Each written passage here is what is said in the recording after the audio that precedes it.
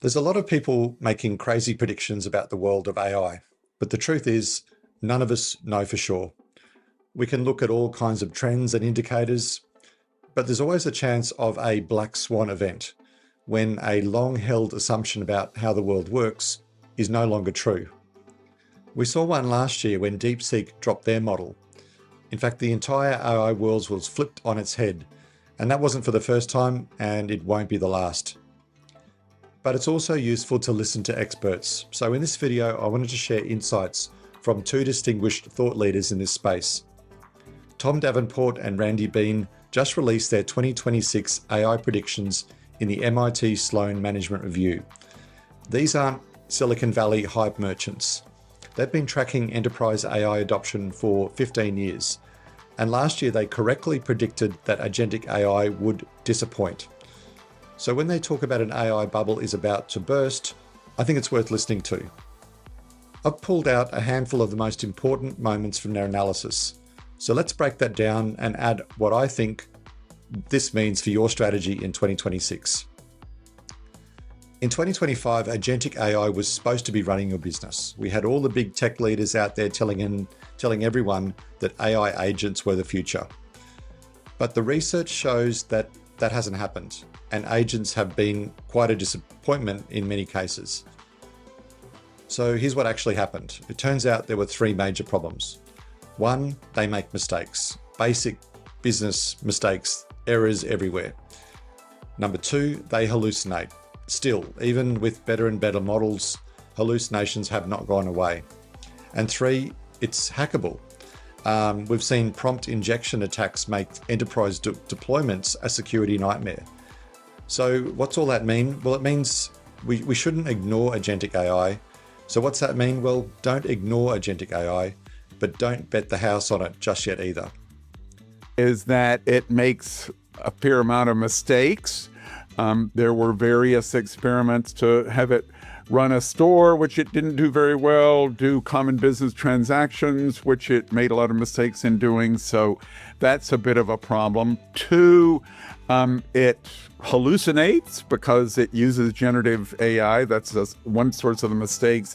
Three, it seems to be relatively easy for hackers to really hack into an agentic AI system, typically using something called prompt injection, although there's some other approach.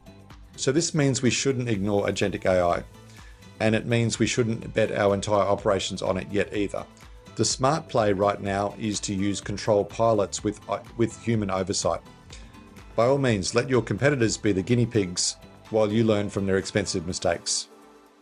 They think that the technology is 3 to 5 years away. I think plan for 3 and budget for 5. Now here's an insight that should shape your entire AI strategy. It's called Amara's Law. It is basically that we overestimate technology in the short term, but we underestimate it in the long term. If you remember 2001, everyone said the internet was overhyped, and they were right for 2 years. The companies that kept building regardless through the bust, Amazon, Netflix, and Google, well, they're still around. And the ones who pulled back, you've never even heard of them. And the same thing is happening now with AI. Yes, it's overhyped, absolutely. But that doesn't mean you should stop investing. It means you need to invest differently. Don't focus on the flashy demos, focus on solving real business problems. Our perspective, and it's known as Amara's Law, is that often technologies are overestimated in the short term, but their transformational impact is very much underestimated in the long term. So what do you think, Randy? Do you think we need another pandemic to speed the adoption of AI? There's all kinds of unexpected events that can occur. Hemingway had the line that happened gradually and then suddenly, and that's often how transformational events in history have happened. So yes, AI is from the .com playbook. Everyone thought the internet was overhyped in 2001, and they were right in the short term. But companies that kept building through that became the tech giants that we see today. The underlying technology is truly transformative, but the truth is we haven't found the right way to use it, and I don't think it's far away. Now, speaking of investing differently, this might be the most important part of the entire report. Our experts talked about Johnson & Johnson, which was a real reality check. 900 use cases, very little value. 9 strategic use cases with real returns. And this is the trap that most organizations fall into.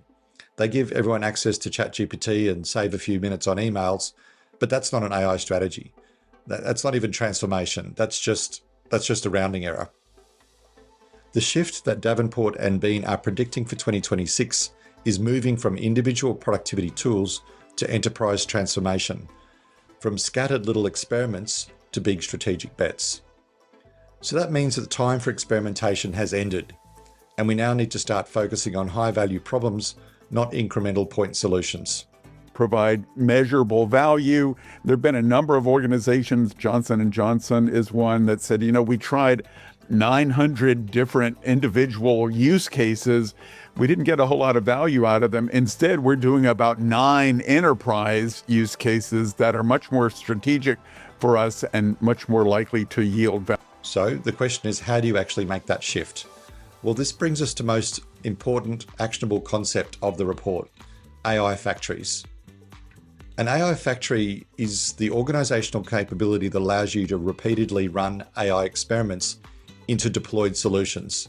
Yes, a generative AI operating system for the entire organization to use, and a lot of people have adopted it. This, I think, is one of the issues that organizations have had with AI. They haven't put enough use cases into production deployment, and you don't get economic value in that case. I think AI factories will help to solve that problem. Not sure if it will happen quickly enough to prevent the bursting or deflation of the AI bubble, but it will certainly help if organizations can create value with this impressive new technology. So a lot of big companies have started to build these.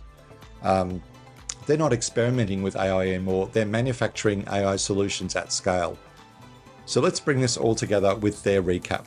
Agentic AI isn't ready yet. The AI bubble will likely deflate, and organizations that treat Gen AI as an enterprise resource rather than just an individual productivity tool will be the ones that actually see returns. To learn more, read the full article, 5 Trends in AI and Data Science for 2026, at the link in the description. So here's my overall summary. Number 1, don't panic about the bubble. Corrections are normal, just keep going. Number 2, we need to shift from scattered experiments into strategic bets. Let's go from quantity to quality. Number 3, start thinking about AI factories. Think about method, tools, and governance needed to deploy AI at scale inside your organization. So for me, the winners in 2026 won't be the companies that run the most AI experiments. They're the ones that pick big problems to solve and work out how to solve them using these advanced capabilities.